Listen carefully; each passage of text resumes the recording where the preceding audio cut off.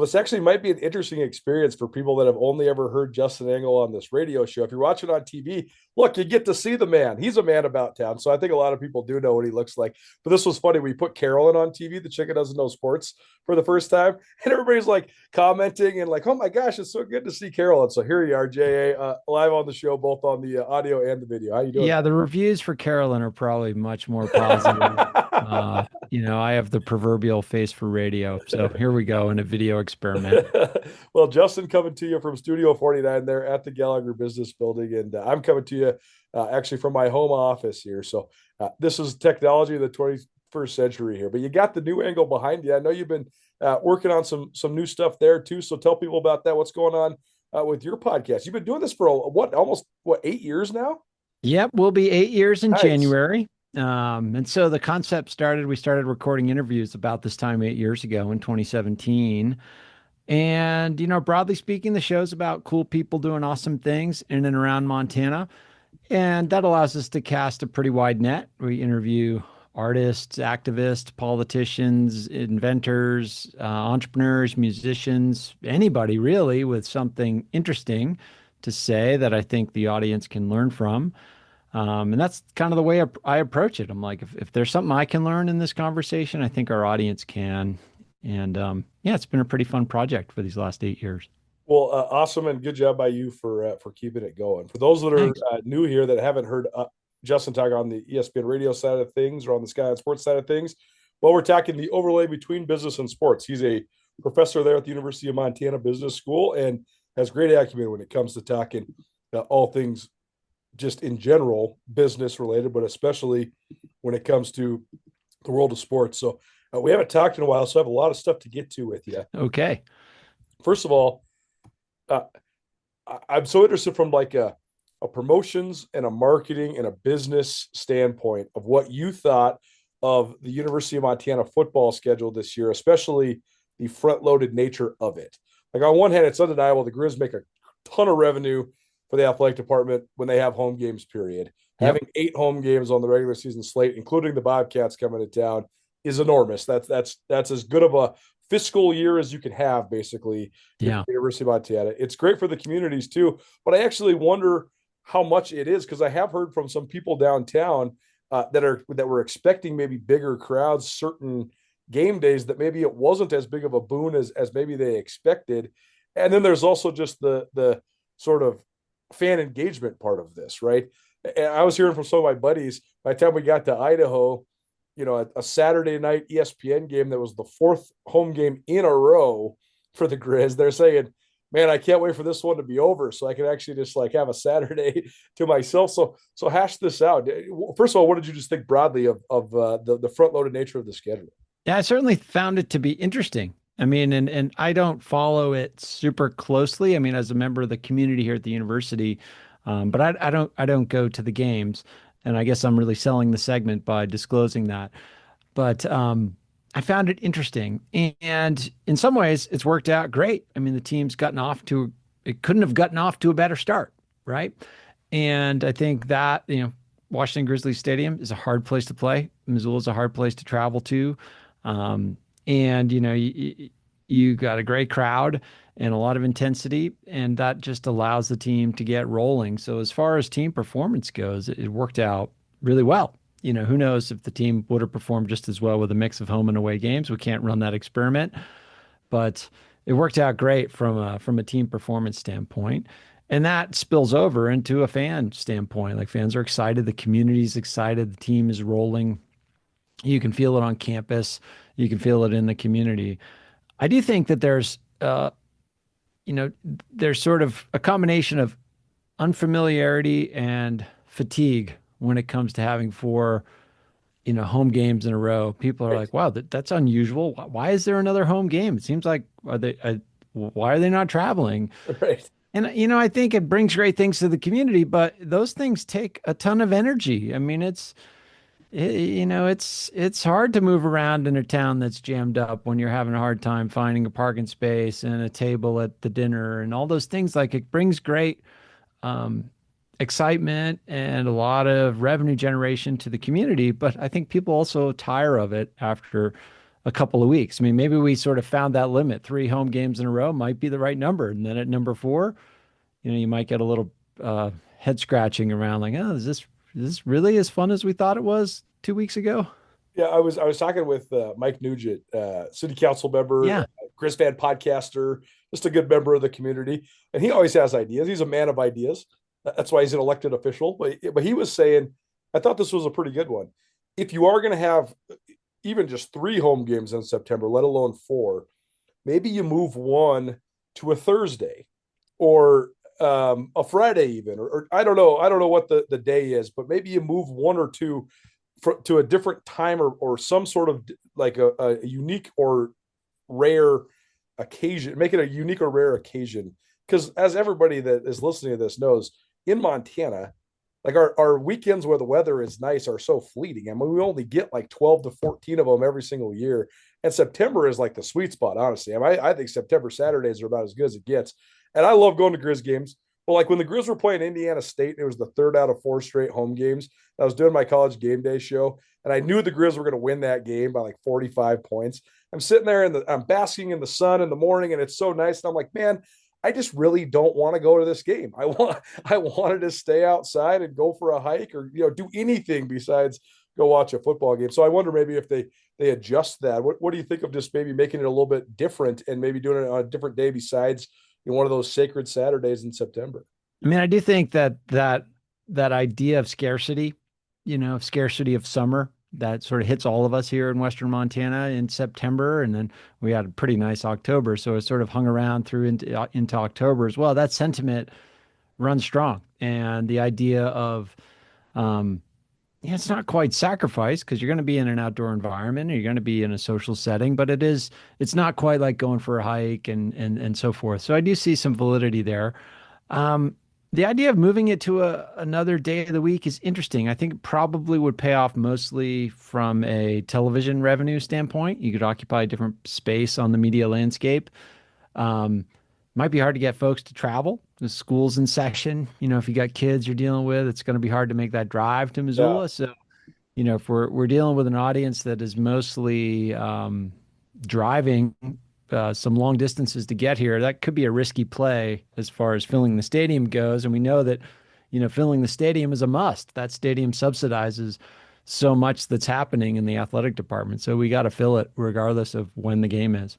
Yeah, that would be an interesting study to see, right? I would love to see like a demographic study. How many people that go to a respective Grizz game live in and around Missoula, but then how many people are coming in from out of town? Because that could be a real, I mean, those would be good numbers for the athletic department to have, honestly, so they could sort of gauge, like, is it possible to have people come over on a Thursday? I'm particularly thinking of that opening weekend Yeah. when it's Labor Day, Hmm. like get it on a Thursday so then people can go about and have their nice little 3 or 4 day weekend to kick summer, sort of wave goodbye to summer. I don't know. It's an interesting thought. I think it could work there. I think the night games are an interesting move. In the night games, I mean, from a football standpoint, if you're coming to Montana, you probably want to make it as difficult for your opponent as possible. So if it's like Cal Poly, you want it to be snowing and dark and that sort of thing.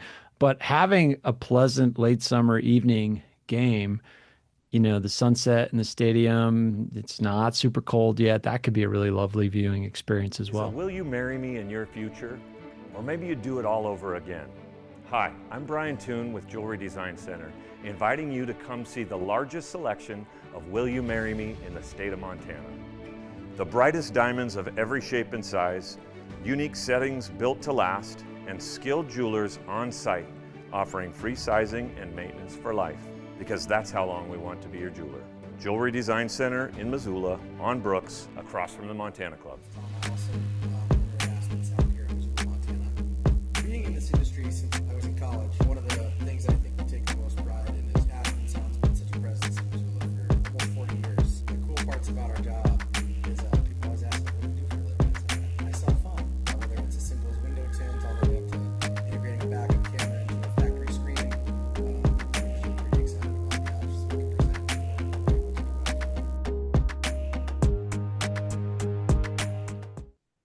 When it comes to then the way that this impacts the local economy, I actually heard from from bar owners that they don't like these night games as much. Yeah, that makes sense. They say that it's better for the day because people go to the game, they have a few beers, but then the game gets over, and then you want to go have more beers, or you want to go have some dinner or whatever.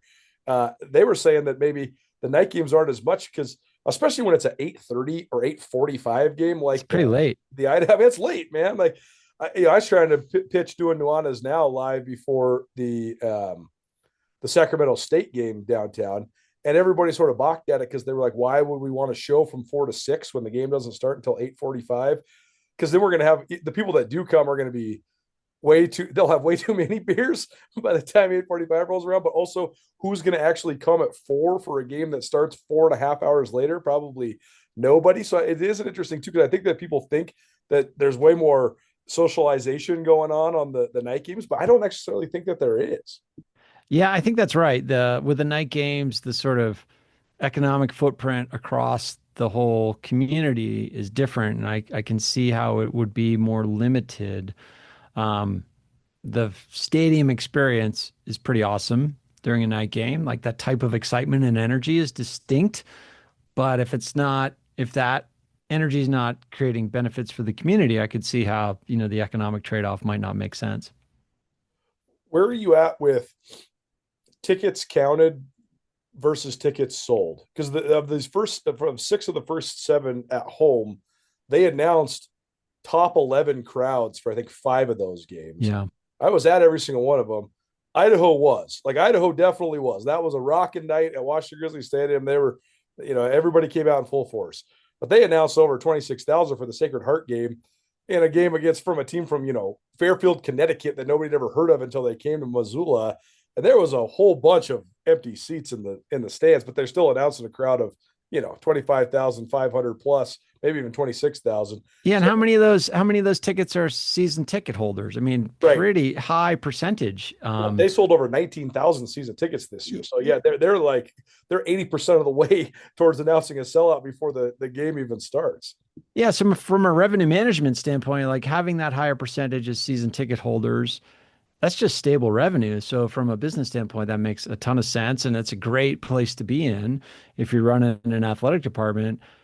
If you're broadcasting games and you have a national TV audience, like empty seats is a bad look, right? You don't, it doesn't feed into the story about this being a special place to play and it being a particularly intense atmosphere and a great sort of fan experience. All those narratives are tougher to tell if you've got, empty seats in the building. That's not a good look. Yeah, and there is a point where, and this is something that I don't think either of the Montana schools have ever considered, but North Dakota State, since they started their unbelievable run of winning 10 out of the last 13 national championships, they've lost 21 games total since 2011, which is just crazy to think about. Yeah.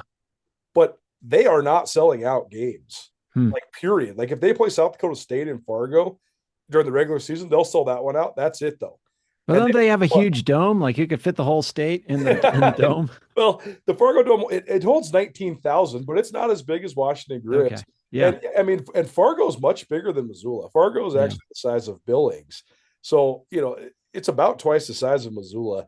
But more of this is just stemmed from the fact that I think people are just bored. Like they've seen this show, they've seen this performance over and over and over again. I mean, the Griz win a lot at home, certainly. Yeah. But North Dakota State doesn't ever lose to anybody.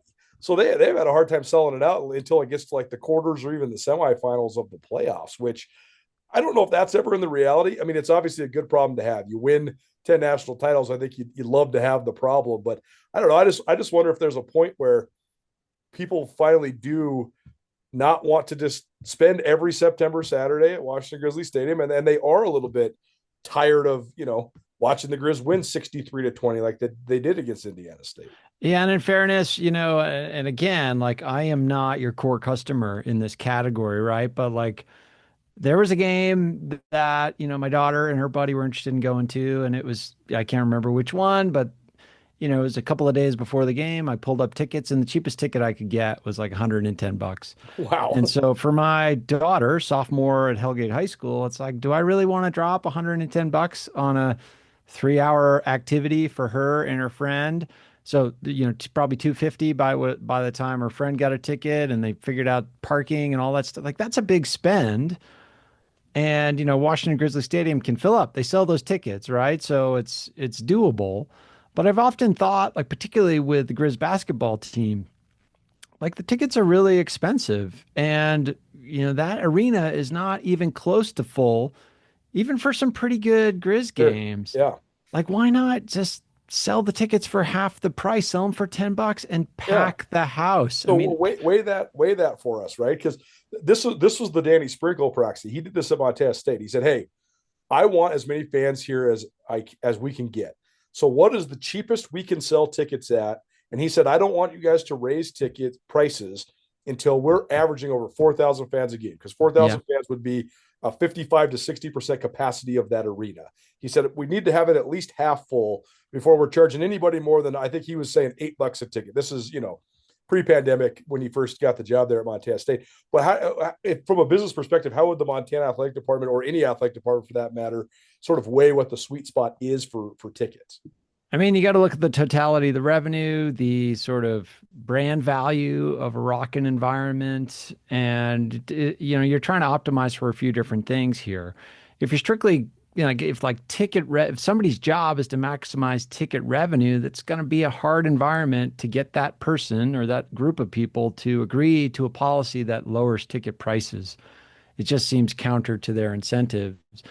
But if you're looking at like the concessions, the other things happening, the kind of community buzz that it creates, the sort of brand reputation of what's happening at the Adams Center and all those things, I think that that energy has a lot of value that's intangible, but and it's hard to quantify.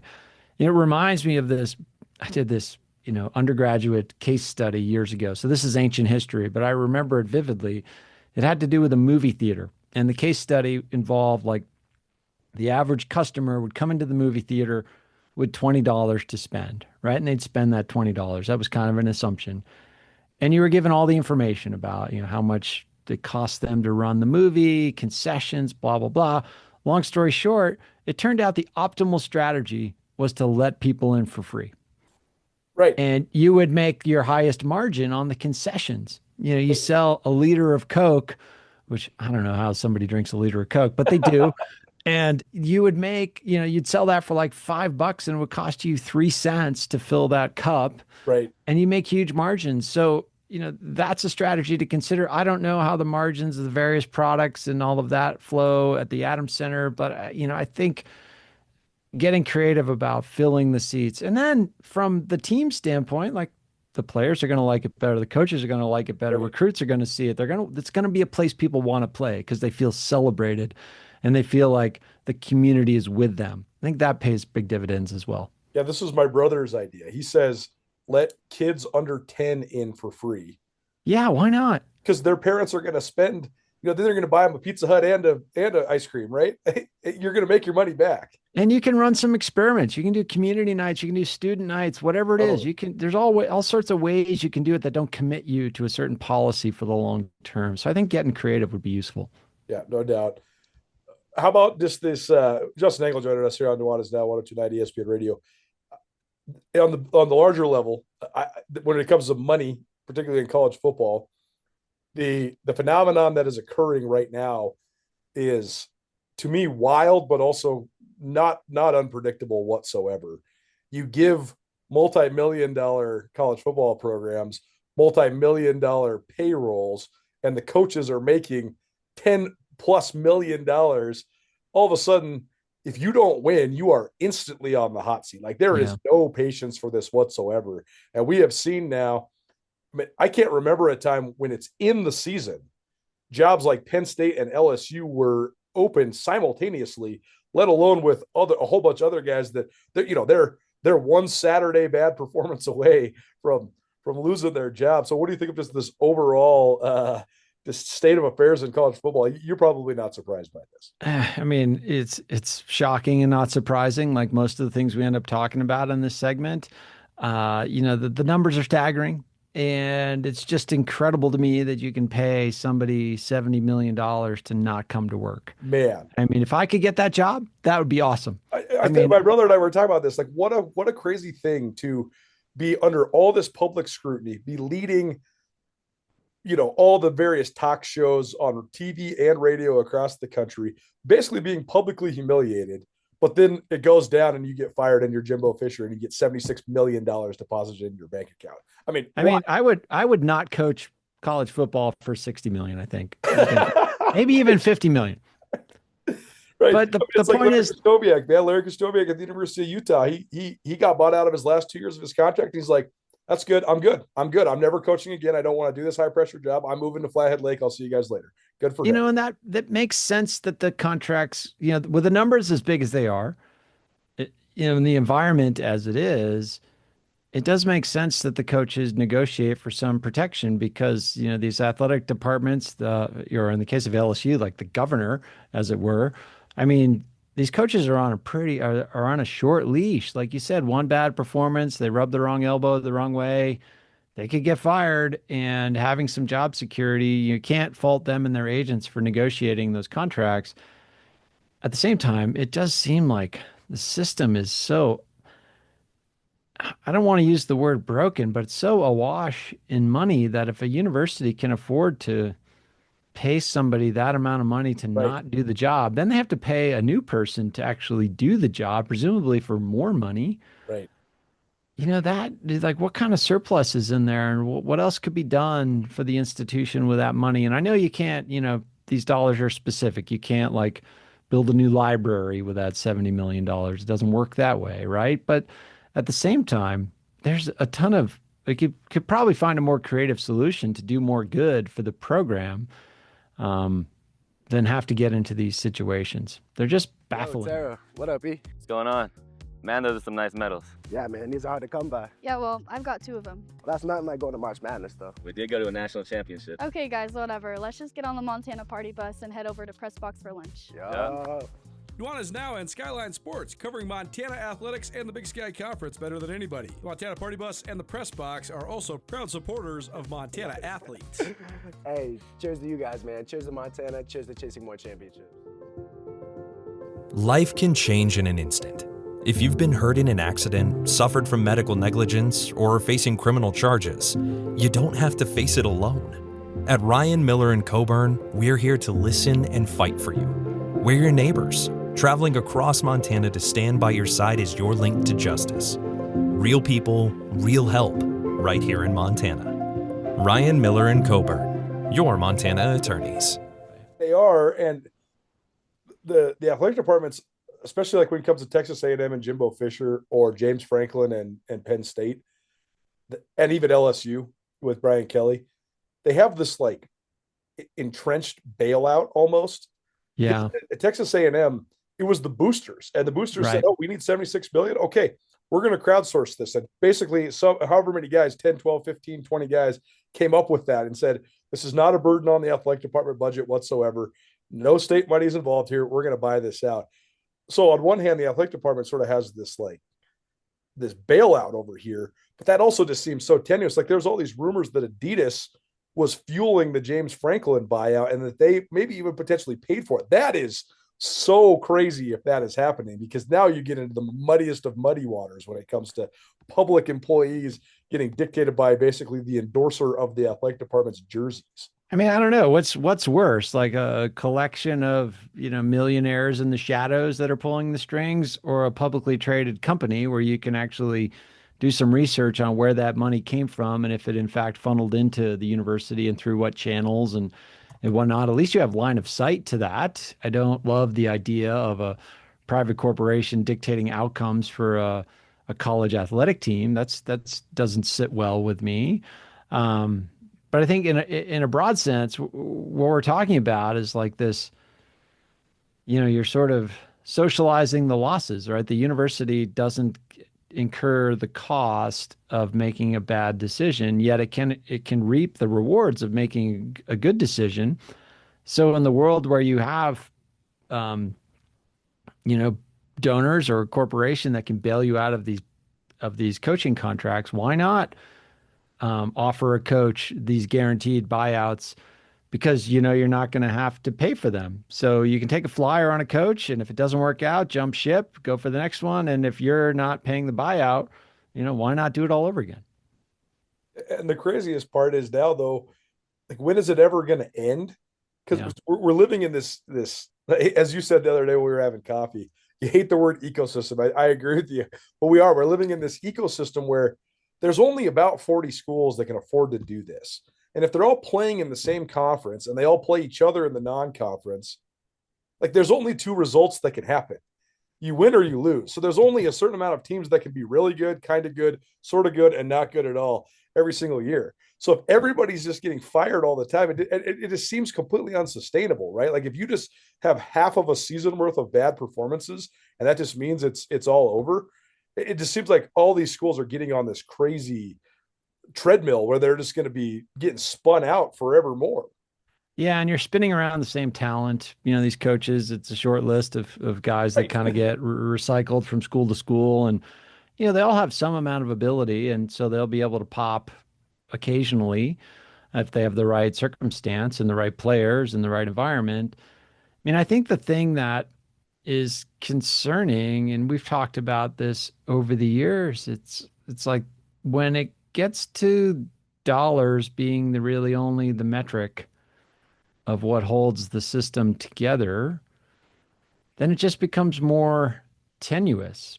And ultimately, like, you sort of two reasons to have these games. You've got advertising revenue, right? You sell advertising against the live sporting event, and those live sporting events are like some of the only remaining media assets that are worth putting advertising against because you have a captive audience.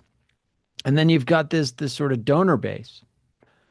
But because the dollars have gotten so big, because now athletes are getting paid both indirectly and directly, because we've got gambling being embraced by the system in so many ways, it seems as though this, particularly for college sports, at the highest level, particularly football, like, these guys they don't seem like student athletes to me in any material way, right? And then once that just becomes more and more obvious, the jig is kind of up. It's like it's no longer the Alabama Crimson Tide, it's the Alabama professional football team, and nobody really cares about it because they lose to the Dallas Cowboys by 1,000 on Sunday, right? If that's who they're playing, or if it's more explicitly a minor league, like, nobody really cares about it because there's not all this tradition and mythology around it being affiliated with the university anymore. Yeah, I read this startling essay by somebody that it was a guest column for a newsletter that I subscribed to, but it was somebody that had been involved in higher education and college athletics previously, but that had made a bunch of money in private business and then became a big booster of the school they had worked at. And they were writing about how now the scrutiny that should be or could be allowed toward student athletes is different. And that should actually be considered fair, because if you're making $4 million to play at Ohio State and you don't perform, like, I have the ability to then scrutinize you at a higher level because you are a professional athlete. We should hold you to this level. And I thought that was, and he made the point on both sides, that is a very scary situation to be in, to hold a 19 or 20-year-old young person to that level of expectation, but also that person is making money that's on par with guys in the NFL. And I thought it was a terrifying read for sure. Yeah, you don't know where it lands, right?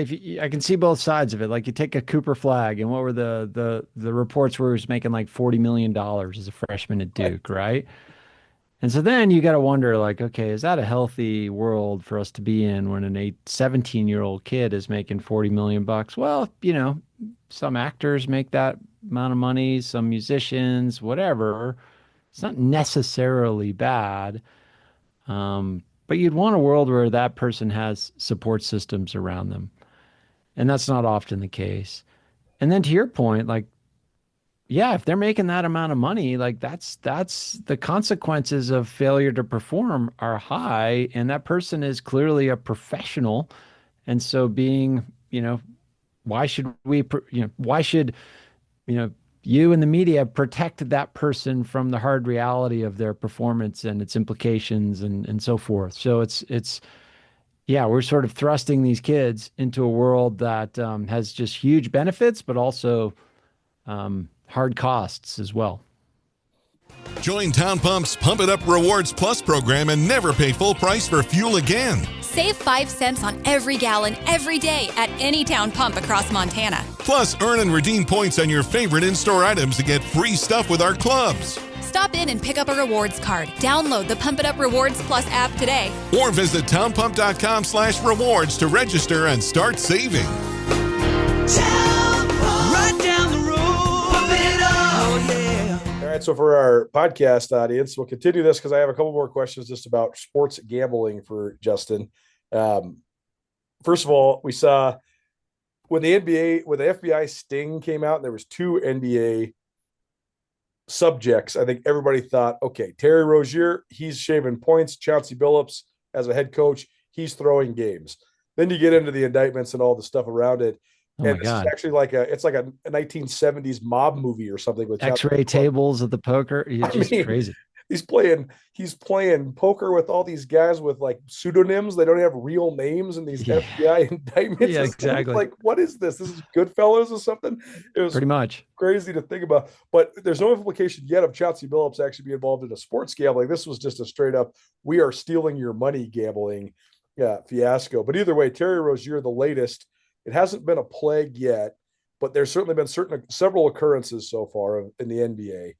And you mentioned to me that you thought you're 0% surprised by this. We'll get to my thought on maybe how you remedy this, but just your reaction to Terry Rozier, but also just the broader thought of just the sports gambling crossover that exists, especially in pro sports right now. Yeah, I mean, this is not a novel take, but like what a great and terrible opening week for the NBA. I mean, the product on the court was spectacular. Some incredible games, great matchups. I mean, they're sort of starting to realize this new crop of stars and being able to position them in ways and kind of a triumphant return for NBC as well into the NBA. I love that sort of opening montage that they ran. So, and then you juxtapose that with a completely, you could see this coming sort of scandal. I mean, you maybe couldn't quite see the crazy poker games and all the crazy nicknames and Chauncey Billups being arrested. The head coach of an NBA franchise arrested. That's just kind of unheard of. And then how do you get from there to policy? I mean, it seems like these obscure prop bets, particularly unders on random players, is just not a good idea. I don't think we need those things. So some degree of regulation in the system. We need to get these, the sports books to just rein it in. I just don't think some of these bets are in the best interest of the game. And it's probably going to take the leaders of the leagues to put a lot of, to negotiate solutions here. Yeah, I think that's exactly where I was going with it. Is I think that step one is you just eliminate the over/under prop bets for specific players, specifically unders. Because and it's like it puts a target on the player's head, and then, right. I mean, it's easy to imagine a scenario where like an individual player, is tempted to make a little extra money or make some money for his friends, and that's one scenario. I think the darker scenario is, that kid gets involved with the wrong people, and then those people threaten that kid's family, put pressure on him, whatever it is, pressure on him or her, because this is existing across gender divides in our sports as well. You can bet on, Malaysian badminton of all things. So just putting some protections for the good of the game, but also the players involved. It's just they're flying too close to the sun. And this indictment, 30 people getting indicted, is, not surprising, but it's a sign of things to come if we can't put some guardrails around this. The NCAA and some other jurisdictions said that now college athletes are allowed to sports gamble, not on their own selves or their own games, but now they can. Your thoughts on this? Again, it's just we're all chasing the mighty dollar, right? And embracing it. And we just get case study after case study that this is a really bad idea. Mm-hmm. And the only thing I can think of is like they're just the people in charge are making a short-term play for cash. and they're not going to be around when the downsides come to pass. Um, and I think we've talked about it from time to time. I think sports gambling is a huge problem because it's engineered extraction of primarily young men in our society in private through their phones. Right. And these phones, they collect so much data on us and they can serve us with these products that are engineered specifically for us, designed to maximize extraction of our dollars. And it can have, like, if you have a friend that's having trouble with alcohol or drugs or something like that, it's kind of visible. You can see that they're in trouble. If you have a friend who's in trouble with sports gambling, it's harder to see. Right. And it's harder to know exactly what to do about it. And so, yeah, I think there's just a giant problem here brewing. And unfortunately, it's falling largely upon young men in our society. Okay, last one for you. Okay. LeBron played up this decision 2.0. Oh It was my going God. all over Twitter. It was going to be this thing, and then everybody's thinking, okay, he's going to retire. It's just a couple days before the NBA season, or maybe he's going to announce he's going on a retirement tour like Kobe Bryant did. And so then all of a sudden, all the Lakers tickets are going through the loof. You want to see LeBron's last game, and you want to see all these different things. And then he comes out with the decision, and it's a commercial for liquor. Yeah, talk about like the annals of lameness. Like, oh my It's God, crazy, right? The first decision was lame, and I could love a world where he like decides to make fun of that in the second iteration. Sure, right. But the sort of self-seriousness of this second decision campaign, and just being that it's a liquor Hennessy, it's just kind of ridiculous. And what's that got to do with LeBron James, and how's that connect to his brand? And it's just. And what is his brand? I mean, I don't know that it really, on the one hand, like it's easy to poke fun at LeBron James, primarily because of the self-seriousness. Sure. Right. But at the same time, like he's a singular athlete to be able to, achieve the success he's had over the time he's had and to avoid, really any personal drama of any kind other than people making fun of him for the decision and stuff like that. I mean, that should be the story of how remarkable an individual this is. And instead, it's like we've got this just super cringy exercise in branding a liquor at a time when, like you said, like there were some second decisions that could be relevant here. Like all the rumors about him and Bronny going back to Cleveland for a last hurrah or retiring or whatever it could be, like to just have it be rolled out as like Hennessy, it doesn't make any sense and it doesn't fit and it's too serious. It like takes itself way so serious that, yeah, you just kind of like, it's a head scratcher for sure. I mean, the question of why is number one, because I mean, this is clearly just a huge money grab, but it's like, dude, you don't need any more money.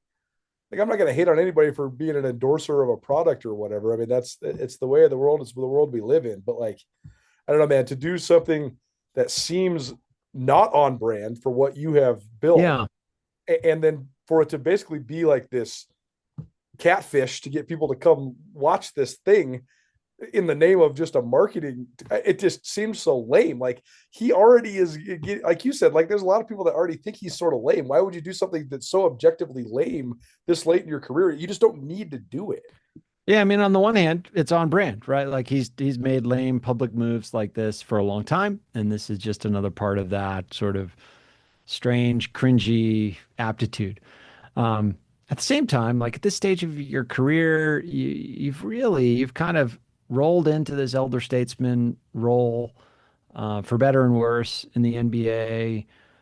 And I'd be thinking about what's next. Like, what do I want to do next? Do I want to have a public life of some kind?